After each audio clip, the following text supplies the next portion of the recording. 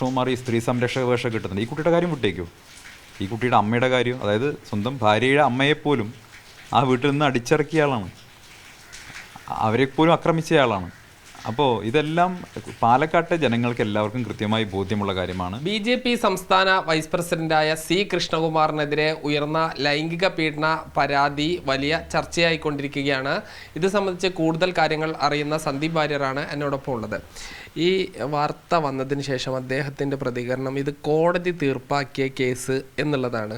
അതായത് കോടതി സ്വത്തുമായി ബന്ധപ്പെട്ട കേസും പിന്നീട് ശാരീരികമായി മർദ്ദിച്ച കേസുമാണ് തീർപ്പാക്കിയത്. പിന്നെ എന്തിൻ്റെ അടിസ്ഥാനത്തിലായിരിക്കും ഈ ഒരു വാദം ഉന്നയിക്കുന്നത്? ഒന്ന്, അതിലൊരു ഫാക്ച്വലി ഇൻകറക്റ്റ് ആയിട്ടൊരു കാര്യമുള്ളത്, സ്വത്ത് സംബന്ധിച്ച കേസിൻ്റെ അപ്പീൽ ഇപ്പോഴും ഹൈക്കോടതി നിൽക്കുകയാണ്. അത് കോടതി തീർപ്പാക്കിയിട്ടില്ല.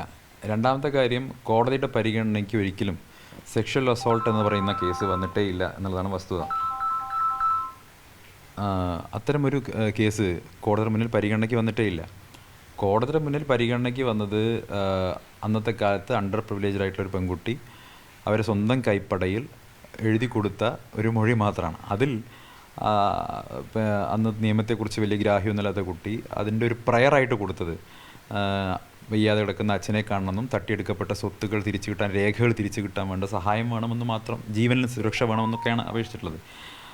അത് കോടതി പോലീസിനോട് അന്വേഷിക്കാൻ പറഞ്ഞു. പോലീസ് പോയി വയ്യാതെ കിടക്കുന്ന അച്ഛൻ മകളെ കാണണ്ട എന്ന് പറഞ്ഞൊരു മൊഴി കൊടുത്തായി വ്യാജമായിട്ടൊരു മൊഴി ഉണ്ടാക്കി കോടതിയുടെ മുന്നിൽ കൊണ്ടുപോയി കൊടുത്ത് ആ കേസ് അവിടെ ക്ലോസ് ചെയ്യണം ചെയ്തത്. അല്ലാതെ കോടതി എവിടെയും കൃഷ്ണകുമാറിനെ ഒരു സെക്ഷൽ ഹരാസ്മെൻറ്റ് കേസിൽ കുറ്റവിമുക്തനാക്കിയിട്ടില്ല. കാരണം അത്തരമൊരു കേസ് ഉണ്ടായിട്ടില്ല. രണ്ടാമത്, ആ കുട്ടിയുടെ ഈ വീട് കയറി ആക്രമിച്ചു എന്ന് പറഞ്ഞ് പരസ്പരം കൊടുത്തിരുന്ന കേസുകളാണ്. ഇത് രണ്ട് കൂട്ടരെയും തള്ളിപ്പോയി. അതിന് കാരണം എന്ന് പറയുന്നത്, ഈ കുട്ടിയുടെ ദേഹത്താണ് പരിക്കും കാര്യങ്ങളൊക്കെ ഉണ്ടായിരുന്നെങ്കിൽ പോലും അതിന് സാക്ഷികളെ ഹാജരാക്കാൻ വേണ്ടി ഇവരുടെ ഭാഗം സംസാരിക്കുന്ന സാക്ഷികളുണ്ടായിരുന്നില്ല. കാരണം കൃഷ്ണകുമാർ BJP ജില്ലാ പ്രസിഡൻ്റാണ്. ആ പ്രദേശത്തെ ആളുകൾക്ക് ഭയമായിരുന്നു സംസാരിക്കാൻ.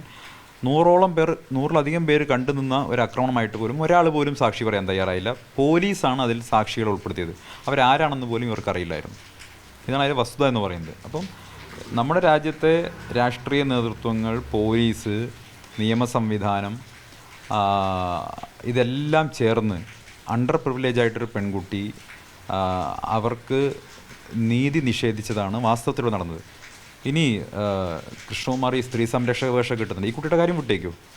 ഈ കുട്ടിയുടെ അമ്മയുടെ കാര്യം, അതായത് സ്വന്തം ഭാര്യയുടെ അമ്മയെപ്പോലും ആ വീട്ടിൽ നിന്ന് അടിച്ചിറക്കിയ ആളാണ്, അവരെപ്പോലും ആക്രമിച്ചയാളാണ്. അപ്പോൾ ഇതെല്ലാം പാലക്കാട്ടെ ജനങ്ങൾക്ക് എല്ലാവർക്കും കൃത്യമായി ബോധ്യമുള്ള കാര്യമാണ്. ഇതുമായി ബന്ധപ്പെട്ട് ഈ കൃഷ്ണകുമാർ നടത്തിയിട്ടുള്ള ഈ ലൈംഗിക അതിക്രമണം സംബന്ധിച്ച പരാതി, ഈ പെൺകുട്ടി ഒരു സംഘടനാ സ്നേഹി എന്നുള്ള നിലയ്ക്ക് അവർ മുന്നോട്ട് വെച്ചത് RSSൻ്റെയും BJP നേതൃത്വത്തിന് മുന്നിലാണ്. അവർ കൂടുതലും RSS നേതൃത്വത്തെ വിശ്വസിച്ചു. എളമക്കരയിൽ RSS കാര്യാലയത്തിൽ പോയി ഈ കുട്ടി കരഞ്ഞു പരാതി പറഞ്ഞു ഗോപാലൻകുട്ടി മാസ്റ്റർ മുന്നിൽ. ഇതൊക്കെ അറിയുന്ന കാര്യമല്ല എല്ലാവർക്കും, അവർക്കെല്ലാം ബോധ്യപ്പെട്ടുള്ള കാര്യമാണ്. പാലക്കാട് വിഭാഗ പ്രചാരകം, പിന്നീട് സംസ്ഥാനത്തിൻ്റെ സംഘടനാ സെക്രട്ടറിയുമായിട്ടുള്ള സുഭാഷ് എൻ്റെ കൂടപ്പറപ്പിനെ പോലെയാണ്, നീതി വാങ്ങിത്തരും ഉറപ്പ് എന്ന് പറഞ്ഞ് അവരെ ആശ്വസിപ്പിച്ചതാണ്. ഒന്നും നടന്നില്ലല്ലോ. ഇതിൽ അപ്പീൽ പോയത് ഈ സ്വത്ത് തർക്കവുമായി ബന്ധപ്പെട്ട കേസിലാണ്. അതായത് അവരെ മർദ്ദിച്ച കേസിൽ പിന്നീട് അപ്പീൽ പോയിട്ടില്ല രണ്ട് വിഭാഗവും. നോക്കൂ, സ്വത്ത് തർക്കമല്ല, സ്വത്ത് തട്ടിയെടുക്കലാണ്. ആ സ്വത്ത് തട്ടിയെടുക്കലുമായി ബന്ധപ്പെട്ട് ഹൈക്കോടതിയിൽ അപ്പീൽ നിൽക്കുന്നുണ്ട്. രണ്ട്, ഇതുമായി ബന്ധപ്പെട്ട് ഞാൻ പറഞ്ഞല്ലോ, ഈ കുട്ടിയുടെ അപ്പീൽ എന്ന് പറയുന്നത് അച്ഛനെ കാണണം, അനുവദിക്കണം എന്നുള്ളതായിരുന്നു. അതിനുശേഷം അച്ഛൻ്റെ മരണം സംഭവിച്ചു. പിന്നീട് അന്നത്തെ കാലത്ത് ഈ കുട്ടിക്ക് എന്താ പറയുക, ആരും കൂടെ ഫൈറ്റ് ചെയ്യാനൊന്നും ആളില്ലാത്തൊരവസ്ഥ. മറ്റൊരു കാര്യം, പണമില്ല. എനിക്ക് തോന്നുന്നത് അച്ഛന് കിട്ടിയിരുന്ന പെൻഷൻ ഒരു 10,000 രൂപയുടെ പെൻഷൻ ഉണ്ടായിരുന്നു. ഈ കുട്ടിയുടെ അമ്മയും കുട്ടിയും ഈ മകനും എല്ലാവരും 10,000 രൂപയും ഉണ്ടോ എന്നല്ല, അന്നത്തെ കാലത്ത് അത്രയും ഉണ്ടാവില്ല. ആ വളരെ ചെറിയ സംഖ്യ കൊണ്ടാണ് ഇവരുടെ ചികിത്സ, ഇവരുടെ ജീവിതം എല്ലാം കഴിഞ്ഞു പോന്നിരുന്നത്.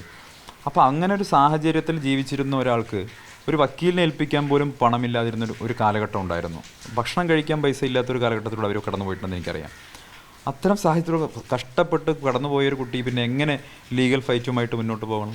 അവിടുന്ന് ആ കുട്ടി പഠിച്ച്, നിയമം പഠിച്ച് ഒരു അഭിഭാഷകയായി മാറി എന്നുള്ളതാണ്. തനിക്ക് നേരിട്ടുള്ള ദുരനുഭവങ്ങൾ ഇനി ആർക്കും ആവർത്തിക്കരുത് ഒരു ഉദ്ദേശത്തോടെയായിരിക്കാം അവർ തനിക്ക് സംഭവിച്ച പ്രയാസം തനിക്ക് ആരെയും സഹായിക്കാനില്ലാത്തതുകൊണ്ടായിരുന്നു മനസ്സിലാക്കിയതുകൊണ്ടാവാം അവർ നിയമം പഠിച്ച് പിന്നീട് ഒരു അഭിഭാഷകയായി മാറി. അത് കേരളത്തിലെ എല്ലാ അതിജീവിതകൾക്കുമുള്ള ഒരു വലിയ പ്രചോദനം കൂടിയാണ് ആ കുട്ടി.